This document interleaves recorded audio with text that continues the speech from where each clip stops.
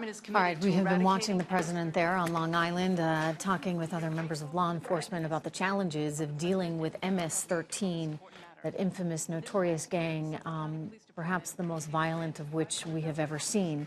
Increasingly a problem, and you've heard each one of these people point out this reality, and that is that so many of these people, MS-13 members, that have committed these horrible, heinous, disgusting, vile crimes, are here in this country illegally. Many of them came here as minors. Joining me right now with reaction, Fox News contributor Deroy Murdock and former Democratic Congressman Jason Altmire. Very powerful words that we heard, not just from the president, Congressman, but from that round table of people there, all sharing their challenges and experiences with the MS-13 gang. Is this a wake-up call for America right now? I'm glad that the president is alerting the country to these people who are here doing heinous crimes. But I would hesitate to paint all immigrants in that same category. Well, he's not painting. I want to jump in here, Congressman, and I just want to clarify something, and we talked about this on the show the other day. When he's talking about MS-13, he's not talking about all immigrants. Not at all. He's talking about specifically those animals. I think you're being generous to animals when you refer to these gang members as animals, but those, quote, animals that are part of these gangs. He's not talking about immigrants in general, and so I don't think you can conflate the two, sir. I completely agree, and the debate that's occurring in this country on immigration is a much larger issue. We're talking about a very narrow subset of immigrants here, often illegal immigrants. They're doing horrific things, and I'm glad that the president is talking about it, and I'm glad that law enforcement is on top of the issue, and we as a nation should do everything that we can to prevent MS-13 from thriving in this country and do everything we can to get them out of the country. There's no question about that. What has happened, in your view, to the Democratic Party in that they just use this as ammunition? Congressman Lee Zeldin put it well, right? You know, that the president's success, and part of that success would be keeping us safe and not having such huge numbers of violence with gangs like we currently have. The president's success is our success. It's our country's, our nation's success.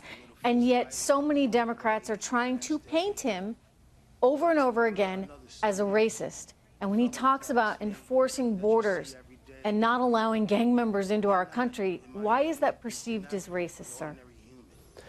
I don't think when he talks about those issues that you're describing and when he talks about the people that we're talking about today, you can argue about terminology on how you refer to them. But on the issue, there's no disagreement that these are bad people who need to be removed from the country. There's no question about that. The dispute gets to a much larger issue of immigration policies, talking about the Muslim ban and much larger issues than just MS-13. That's where the difference of opinion is. Once again, I think that we're conflating things here because, you know, and I'm on set with Deroy Murdock, and you may be able to add some ammunition to this in a certain extent. I mean, when you talk about, quote unquote, a Muslim ban, it wasn't a Muslim ban. It was a ban on certain countries that have no idea who the heck is there, and they are deliberately trying to hurt us and grow their terrorism operations, right? So if you don't know who you got in your country, we're not so comfortable bringing those people to the United States. And when it comes to specifically gang members and unaccompanied minors that came in during President Obama's years, and actually this goes all the way back to the 1980s, this MS-13 gang, you kind of have to take a stand on that. And it's not about being racist or not wanting to open your arms to people that want to come here and work hard. It's about protecting the people that are here. I was amazed last week when the President of the United States very clearly, in response to a question about MS-13, referred to these animals as animals, to see Nancy Pelosi and other Democrats rush to their defense and say, oh, he's attacking all immigrants, which he clearly wasn't.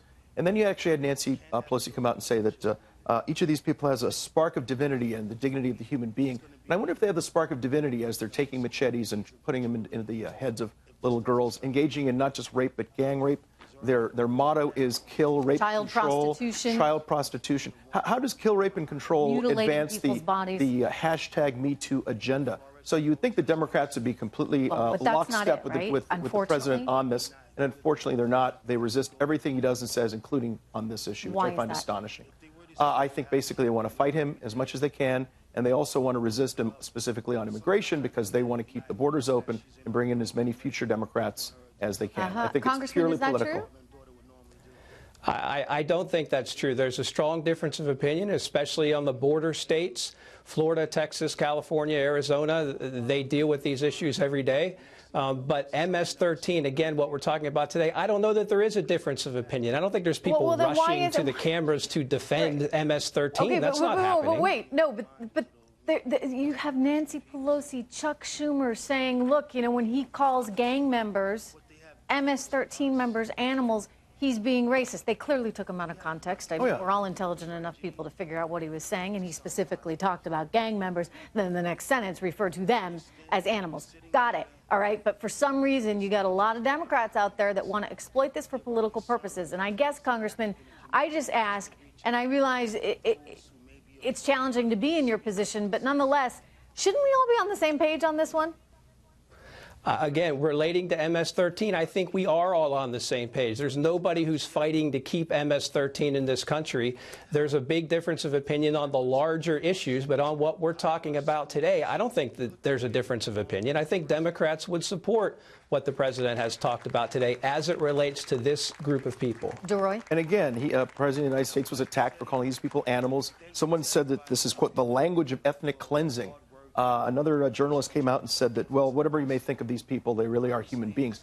Again, this effort to humanize these people, to put a nice gloss machine on them, these people make the mafia look like the Rotary Club. I mean, to hear these stories of decapitations, people's hearts being pulled out of their chests, I mean, this is the kind of behavior you don't even see animals engage in. You know, and I just think there should be some common sense here. My concern, my fear, and we were looking at some numbers of how many immigrants, new immigrants to the country are also Democrats. I think there's a plot here to say, okay, well, if we extend more and more opportunities for people to come here, they'll vote for us in the Democratic Party. There you go. 62.5%. I think that's the underlying message here. Yeah, vote for Democrats. And we got to get away from that. You know what? I want to get away from politics, right? We want what's best for the United States of America and for all of our children. And I hope we get there one of these days. Congressman, it's a pleasure to have you here. Thank you, Congressman Altmire. Thank you. And Deroy Murdock, thank you, sir.